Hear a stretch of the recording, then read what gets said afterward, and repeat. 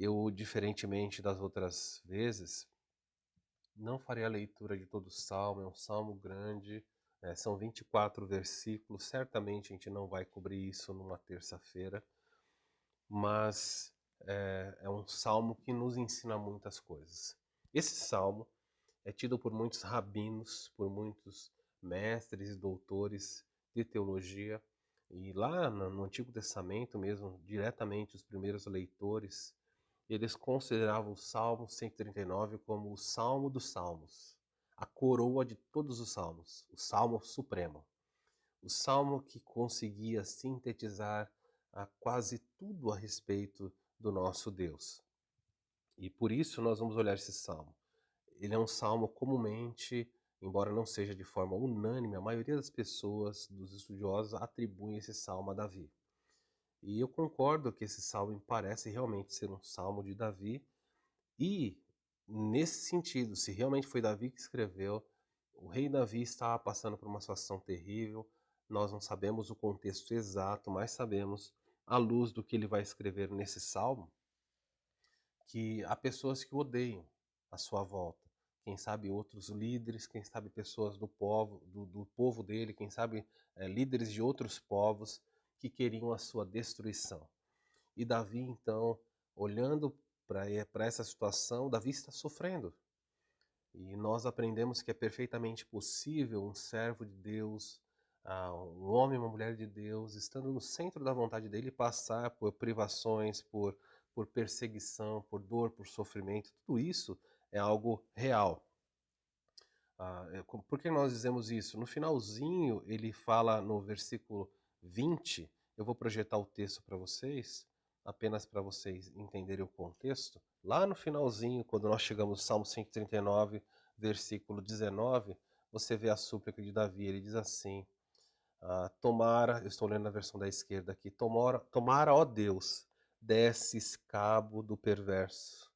Ele fala, Senhor, como eu gostaria que o Senhor destruísse os perversos, que tudo isso acabasse. Como é ruim viver num mundo onde a perversidade avança. Versículo 20, eles se rebelam insidiosamente. E na versão do meio fala, eles blasfemam contra ti. Os teus inimigos usam teu nome em vão. Ou seja, esse é o contexto desse salmo, cujo rei Davi deixa bem claro estar sofrendo. Então, ciente disso, à luz desse entendimento, Davi vai escrever o salmo e ele vai nos falar a respeito de quem Deus é. O salmo vai ser dividido em três, alguns dizem até em quatro partes, para que você entenda quem Deus é. Davi, então, vai mostrar que para vencer os desafios, para suportar a perseguição causada pelos inimigos, eu e você precisamos ter uma boa teologia. E o que Davi faz? Davi recorre à verdade de que Deus é um Deus, vai separar o salmo dessa maneira, que Deus é um Deus onisciente, de que Deus é um Deus que conhece todas as coisas. O coração do rei Davi vai se tranquilizar quando ele entende e ele diz, olha, eu sei que o meu Deus sabe todas as coisas. Os meus inimigos têm dito coisas sobre mim, Senhor, Davi diz. Os meus inimigos fazem acusações, os meus inimigos, eles mentem, eles acusam, eles articulam um plano secreto, nos bastidores, contra mim, no palácio ou fora dele. Fora das muralhas da cidade, sempre tem alguém tramando contra mim, dizendo mentiras. Eu não tenho como me defender dessas mentiras. Então Davi diz, o Senhor é um Deus onisciente. E por ser um Deus onisciente, Davi fala, Senhor, sonda-me. O Senhor me conhece. Olha, avalia a minha vida. Para quê? Verifica se o que eles estão falando de mim é verdade. Verifica se as acusações desses homens são realmente procedentes. E Davi acredita que não eram. E ele diz, Senhor, sabendo dessas coisas, averiguando a minha vida, verificando que essas acusações não são procedentes, o Senhor que sonda o interior, o Senhor também é capaz de retribuir todas as coisas. Por quê? Porque o Senhor é um Deus onisciente, mas também o Senhor é um Deus onipresente. O Senhor está em todos os lugares. O Senhor é aquele que vê todas as coisas. O Senhor é aquele não só que sabe, mas que está presente. E por estar presente em todos esses lugares, tendo conhecimento, estando presente, o Salmo vai mostrar que Deus também é um Deus onipotente, ele tem poder de fazer todas as coisas, de reverter situações, de alterar o rumo de algumas situações terríveis. E Davi, então, sabendo que Deus é onisciente, onipresente, onipotente, ele pede para que Deus julgue os seus inimigos. Davi pede para que eles sejam disciplinados, para que eles sejam... Por isso nós vimos o versículo lá 19 e 20, que fala, Senhor, quem dera, como seria bom se o Senhor desse fim aos perversos. E isso vai acontecer um dia, ainda não aconteceu, mas irá acontecer. Esse salmo, só a contextualização desse salmo, já toma bastante tempo para que você entenda. O salmo vai falar sobre atributos de Deus. E vai contar, nós sabemos na área teológica, que os atributos de Deus, o que são atributos? Atributos são características que definem alguém. É possível que você conheça alguém, uma pessoa, que você tem uma imagem, se não perfeita, mas muito clara de alguém ou de algo, através dos seus atributos. Se eu perguntasse para você, olha, um corredor da prova de 100 metros na Olimpíada, não é 100 metros de atletismo, e eu perguntasse para você, descreva os atributos físicos de um corredor de uma prova de 100 metros. Eu diria para mim, olha, certamente é alguém que tem pernas e músculos muito poderosos para ter uma explosão. É assim, para você ter uma ideia, o Bolt, que é recordista mundial, é detentor ainda do recorde mundial, o jamaicano, ele dá cerca de 4 ou 5 passos sequer sem ter levantado a cabeça. A explosão que ele tem ao final de uma corrida, se eu não me engano o recorde mundial acho que é 9 segundos e 86 centésimos de 100 metros, para vocês terem uma ideia do absurdo que é isso, enquanto um corredor ao lado dele dava 3 passadas, ele dava 2. Então a anatomia, a estrutura, os atributos físicos dele favoreciam, a envergadura, o tamanho da sua perna, tudo isso favorecia. É interessante quando você vê corredores ao lado do Bolt, quando você via, porque ele não corre mais, você via corredores menores. Você via a perninha dos corredores lá desesperada para dar os passos, e Bolt dando os passos maiores. São atributos, ele tem atributos físicos que o favorecem. Mas se eu falar para você, me descreva os atributos físicos de um maratonista, alguém que vai correr 42 quilômetros. Como eles são? Como são os corredores, os quenianos que vêm aqui no Brasil e ganham a São Silvestre sempre? Como eles são? Eles têm a estrutura do Bolt? Não. Eles têm pernas musculosas para a explosão? Não. Normalmente eles são magrinhos. Por quê? Porque eles precisam de fibras. A explosão deles, eles não precisam de músculos para a explosão, eles precisam de resistência para correr uma maratona. Então eles têm outros atributos físicos. Assim eu poderia descrever qualquer atleta, um boxeador de peso pesado, um boxeador peso pena. Você certamente vai olhar e falar, os atributos definem alguém. Então quando você pensa em Deus, o nosso Deus tem atributos. E os atributos de Deus são divididos em 2 categorias, basicamente. Os atributos são chamados atributos comunicáveis e atributos incomunicáveis. Esses 2 grupos de atributos você pode entender Deus. O que são atributos comunicáveis? São os atributos que Deus tem, a pessoa de Deus tem, e ele decidiu comunicar, deixar que você desfrutasse ou totalmente ou parcialmente desses mesmos atributos.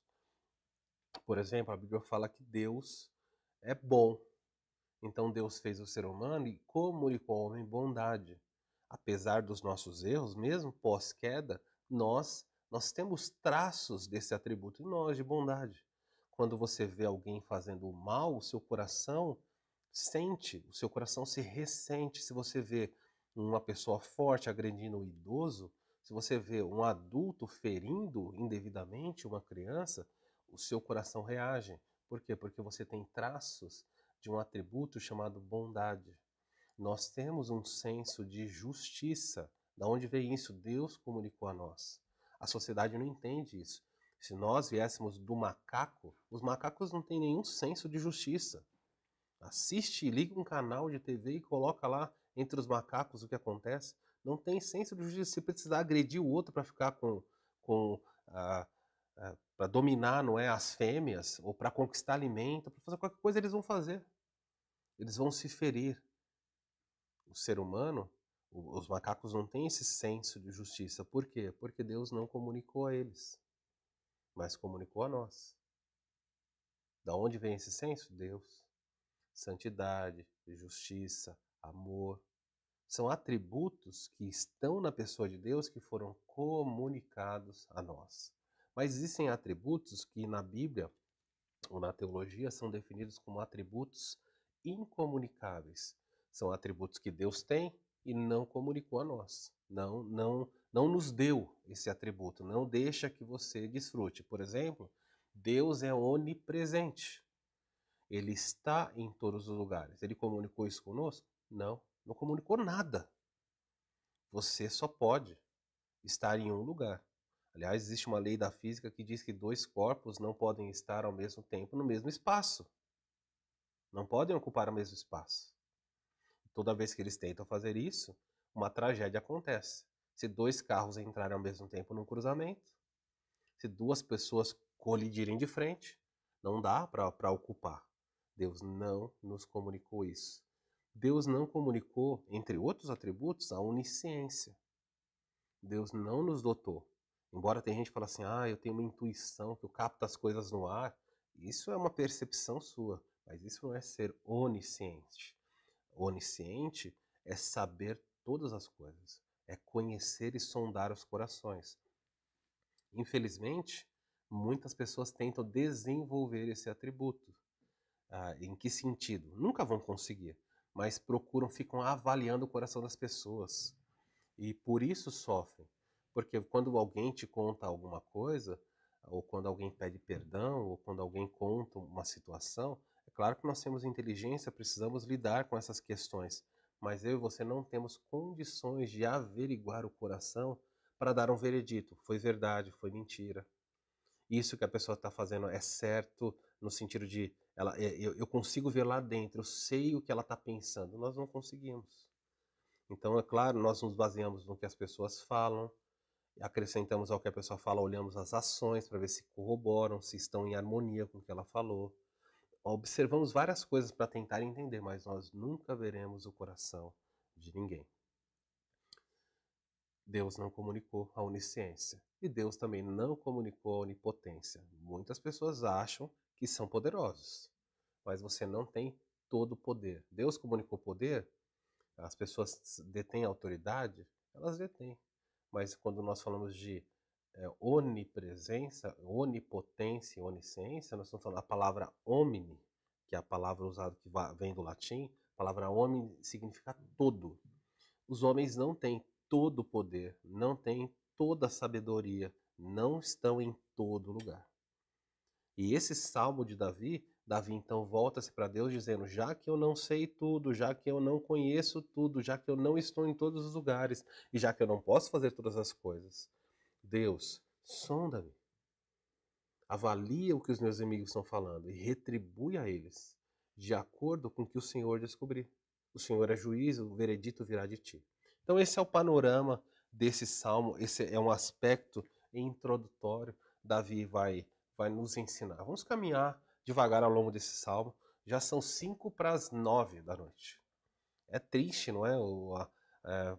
Porque se você faz qualquer panorama, se você explica algum... Tem tanta coisa para falar sobre ele na introdução aqui, mas a hora voa. Então nós fizemos hoje a introdução, mas eu quero apresentar para você algumas verdades desse salmo. Vamos olhar esses 2 versos do início que diz assim, Salmo 139, versículo 1. Senhor, tu me sondas e me conhece. O rei Davi, ele vai até Deus e diz, Senhor, a primeira palavra que ele usa é a palavra usada realmente para descrever alguém soberano. Ele já vai em direção a Deus e fala, tu és o Senhor. E a conotação dessa palavra é de alguém que está sobre todas as pessoas, que está sobre toda a criação, sobre todo o universo. Tu és o Senhor. E sendo esse Senhor, sendo esse ser poderoso, essa pessoa com tanto poder, Davi diz assim: Tu, Senhor, me sondas.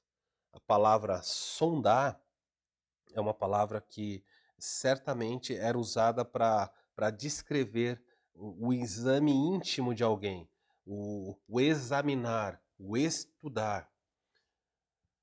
Quando Davi se aproxima de Deus e fala, Senhor, tu me sondas, ele está dizendo assim, eu sei que o Senhor é capaz de averiguar o meu interior. Nada lhe está oculto. Quando alguém vai construir um terreno, você vai até uma região, vou dar um exemplo, a casa em que eu moro, onde eu estou aqui agora, quando esse terreno foi comprado, nós fomos fazer a construção e nós chamamos uma empresa para fazer a sondagem, para fazer perfurações, para colocar brocas, estacas de concreto onde a casa seria levantada em cima. E essa empresa de soldagem, quando ela começou a fazer a perfuração, normalmente a perfuração de uma broca, ela vai então de 3 até uns 5, 8 metros. Esse é o normal, para você realmente apoiar essa estaca que você vai colocar no silt, na pedra embaixo da terra.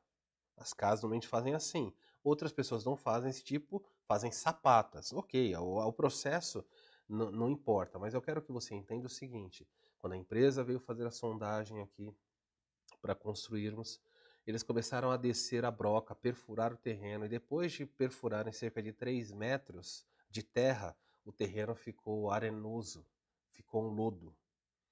E eles disseram, olha, nós estamos agora num terreno, nós precisamos chegar em algo duro para fazer a estaca. Eles começaram a perfurar mais e mais e mais e mais. E para nossa tristeza, para nossa surpresa e tristeza, a perfuração foi muito além do que o normal. Para construir essa casa foram feitas muitas, inúmeras, dezenas de brocas, com mais de 10 metros, com 12, 15 metros para colocar. E quando o concreto era jogado no chão, o concreto entrava, entrava, entrava, e a gente pensava, meu Deus, para onde está esse concreto? O concreto simplesmente foi colocado no chão. Quando descobriu isso? Na sondagem. E eu uso isso para dizer que o rei Davi diz assim, Senhor, tu me sondas. Quantas vezes Deus se aproxima e os crentes se esquecem disso? Você pode dizer coisas lindas para Deus. Você pode chegar até um culto e falar coisas maravilhosas. Pode ter feito inclusive isso hoje. Senhor, eu te amo. Senhor, a minha vida é tua. Senhor, tu és o centro da minha vida. Todos os meus bens são teus. A minha vida é tua. Faz na minha vida o que quiseres. E nós falamos muitas coisas. Eu confio no Senhor de todo o meu coração. Deus, eu jamais duvidarei de ti. São verdades que deveriam ser ditas, mas muitas vezes essas afirmações não sobrevivem a uma sondagem. Então Deus se aproxima para sondar o seu amor, para sondar a sua fé.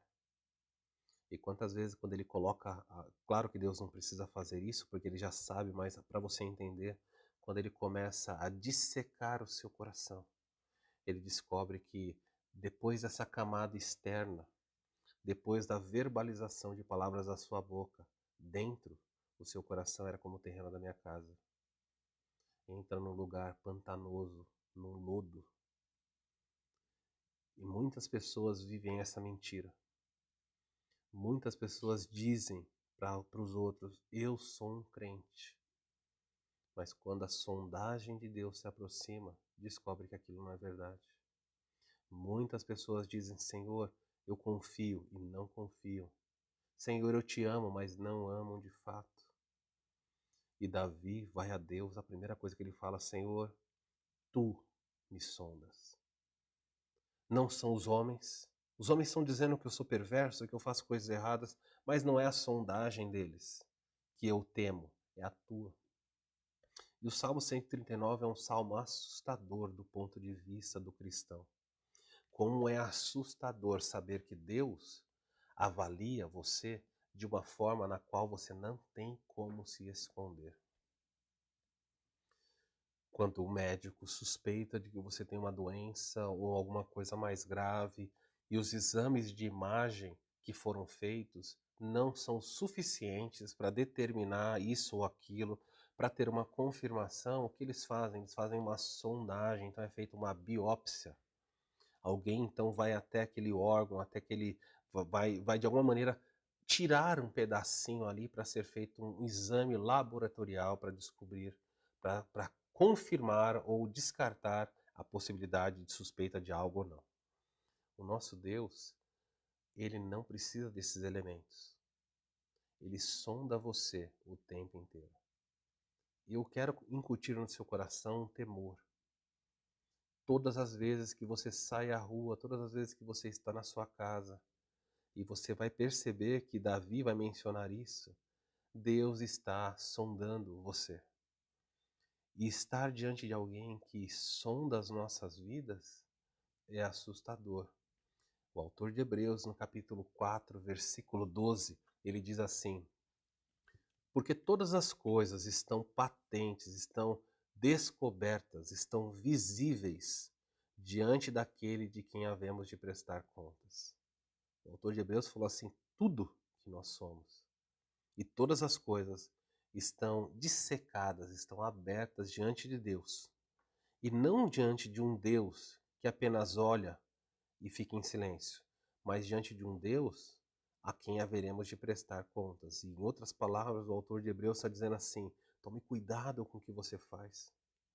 Há uma música infantil que diz: o que você fala, o que você vê, o que você pega, onde você vai. E a música infantil diz: Deus tudo escuta e tudo vê. Deus tudo vê, escuta o Senhor, tudo que faz, ou diz você. E essa música deveria acrescentar: tudo que faz, diz ou pensa você. Esse é o salmo assustador da Bíblia. E ele é chamado de a coroa de todos os salmos, porque ele traz para você a dimensão do seu Deus. Quanto maior o seu Deus, menor você é. Diz a história que houve um rei, há muito tempo atrás, esse rei faleceu. E por volta do século XIV, quando ele faleceu, esse rei chamado Alexandre, ele então teve um velório. Durante o seu velório, deixaram uma única vela acesa. O ambiente estava muito escuro, tudo apagado, e essa única vela estava acesa. E eles tentavam demonstrar a glória daquele rei, dizendo que aquele rei era como aquela vela, que iluminava a escuridão da sua época, a escuridão da sua era. E aquele ambiente silencioso, cheio de pompa, de homenagem, aquela enorme vela ali mostrando quem era aquele rei. Houve um momento em que, durante a celebração, foi chamado então o líder que ia fazer a direção fúnebre do trabalho religioso. E é interessante que esse homem subiu à frente e surpreendeu todas as pessoas que estavam ali, porque ele se aproximou da vela e assoprou aquela vela e a vela se apagou. E todo o ambiente ficou em trevas. As pessoas olharam para aquilo, ficaram assustadas. Por que ele fez aquilo? A vela simbolizava a grandeza do nosso rei. A vela mostrava como esse rei foi um luzeiro na sua época, como ele fez diferença. E o ambiente está escuro para todo mundo olhar para essa vela e entender a importância desse rei. E após soprar aquela vela, o ambiente ficar no escuro. O homem então diz poucas palavras, em alto som, só sua voz foi escutada naquele ambiente escuro. Ele disse o seguinte: só Deus é grande. Só 4 palavras. Só Deus é grande. E se você concorda com o que ele fez ou não, ele ensinou a todas aquelas pessoas, por mais poderoso que esse rei, por mais famoso que ele seja, o fato dele estar num caixão mostra que ele não se assemelha a Deus. Só Deus é grande. Só Deus vive para sempre. E esse Deus é o único capaz de sondar as vidas. E nessa noite, eu queria que você parasse um pouquinho para avaliar a sua vida. O ano está caminhando rapidamente para o final. E essa verdade, olha aí do versículo 1, Senhor, tu me sondas, na ideia de o Senhor me examina, o Senhor me estuda, Davi diz assim: ao fazer isso, o Senhor me conhece. Deus sabe quem de fato você é. Deus sabe o que você pensa, Deus sabe quais são as suas escolhas. Você não pode esconder isso do seu Senhor. Sondagem e conhecimento. Nessa noite, aí onde você está na sua casa, Deus já sondou você. Ele sabe onde os seus pensamentos foram colocados. Você pode estar sentado na frente da sua TV, do seu computador ou celular e simplesmente estar cumprindo um ritual, uma formalidade. Mas seja honesto com você. Quando foi a última vez que você teve realmente relacionamento devocional com Deus? Você. Não estou falando, pastor, eu sempre entro aqui nas lives, eu assisto o culto, eu acompanho. Não, não. Quando as luzes se apagam, quando a live termina. Quem é você? Porque Deus sabe. O rei Davi tinha tanto temor de quem Deus era, ao dizer, Senhor, tu me sondas e me conhece, que ele diz o nível de conhecimento desse Deus. Olha só como ele descreve o conhecimento de Deus, versículo 2. O Senhor é o Deus que sabe quando eu assento e sabe quando eu me levanto. O que é isso? Me assento e me levanto. A partir de agora, no versículo 2, ele vai falar o Davi vai falar sobre várias coisas que são opostas. Estou sentado, estou levantado, estou andando, estou deitado. Por que Davi vai fazer isso? Davi quer mostrar que o nosso Deus é um Deus que nos sonda de tal maneira que conhece as nossas rotinas. Você, não sei se você conta durante o dia, já parou para pensar quantas vezes você senta e levanta? São coisas banais, você não conta esse tipo de coisa. Você não fica, nossa, hoje eu sentei tantas vezes, levantei tantas vezes. Mas Davi diz, o Senhor me conhece, o Senhor me sonda. E o seu conhecimento, essa palavra conhecimento, talvez existisse uma outra maneira de colocar isso. Ele fala, o Senhor me sonda e me avalia. Esse conhecimento tem a ver com julgar. O Senhor investiga e dá um veredito. O Senhor analisa e julga. E a partir do que o Senhor faz isso? O Senhor se aproxima da minha vida e o Senhor sabe cada minúcia dela. O Senhor sabe quando eu me assento e quando eu me levanto. As coisas rotineiras, às quais nem eu dou valor, o Senhor sabe. O Senhor está aí com você. Aonde você está? Creia você ou não, entenda você ou não. O Senhor sabe como você está. O Senhor sabe se nesse momento do culto você está sendo reverente ou não. O Senhor sabe se você prestou o culto nessa noite ou não, se você orou, se você leu a Bíblia. Se você está interessado, ou se você está sentado aí porque o seu pai, porque o marido, porque a família, de alguma maneira vai pensar mal de você, se você não faz isso. Então você pode ver de fachada para todo mundo, mas a Bíblia diz que o Senhor te sonda e o Senhor vai avaliar quem você é, a partir das coisas rotineiras. Cada coisa que você fez hoje, cada coisa que você fez nessa semana e cada coisa que você vai fazer até o fim da sua vida, as coisas pequenas. E isso deve trazer temor para você. Deus se importa com a roupa que você usa, com o que você assiste, com o que você digita no seu celular. Este é o Deus que sabe quando eu me assento e quando eu me levanto. O texto, e eu vou ter que terminar aqui, Davi diz assim, o Senhor faz isso, e o texto fala, de longe penetras os meus pensamentos. A distância, o fato de Deus estar no céu, o fato de Ele estar no seu trono de glória, distante de nós, num elevado e sublime trono de glória. Davi diz que Deus conhece o que eu faço, e de longe, lá de onde Ele está, Ele penetra os meus pensamentos, Ele sabe tudo o que está aqui dentro. Não sei se isso te assusta. A versão do meio aqui diz, o Senhor conhece os meus pensamentos. Saber que você se assenta e levanta, outras pessoas também podem saber. Elas podem saber quando você fez isso ou aquilo, porque elas estão vendo. Mas Davi nos lembra que Deus está sondando o seu interior. o que você pensa. É muito triste e eu tenho muito temor disso. Deus sabe cada coisa que eu penso. A minha esposa não sabe o que eu penso. Não conhece os meus pensamentos. A minha família não conhece. Eles conhecem algumas coisas. Mas quando você deita a cabeça no travesseiro, quando você está dirigindo o carro, quando você está no trabalho, o seu cérebro, seus pensamentos estão maquinando coisas. Algumas coisas Deus vai olhar e falar assim, são coisas saudáveis, louváveis, parabéns. Mas há outras coisas reprováveis. E todos nós temos pensamentos que não passariam de forma alguma pelo crivo da Escritura e o crivo de Deus. Se por alguma razão, e eu vou terminar realmente com isso, se por alguma razão os seus pensamentos fossem expostos domingo à noite no projetor da igreja, os pensamentos só de um dia, vamos escolher um dia da sua semana e Deus projetasse tudo o que você pensou. Alguns iam ficar apavorados. Eu diria, todos nós ficaríamos apavorados, falando, não quero que as pessoas saibam que eu pensei nisso, ou que eu peco, que eu tenho lutas. Não, não quero.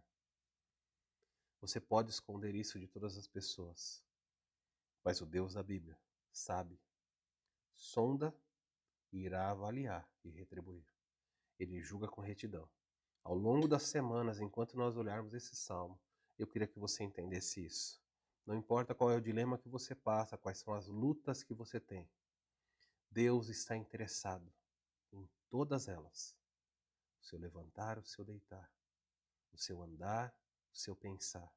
Deus tudo escuta, tudo vê e vai cuidar de você.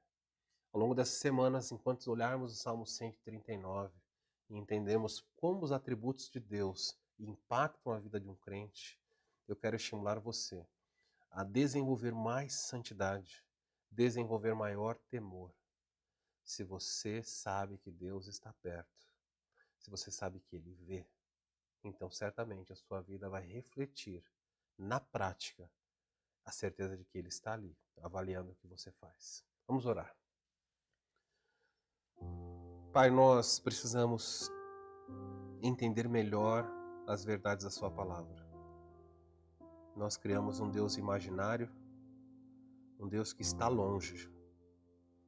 E às vezes fazemos coisas escondidas, coisas vergonhosas, pensamos em coisas erradas, dizemos coisas em secreto, assistimos, acessamos, compartilhamos coisas.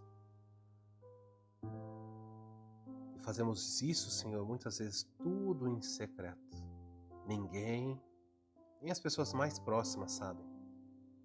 Os pais não sabem, os filhos não sabem, os cônjuges não sabem, mas o Senhor sabe, o Senhor sonda.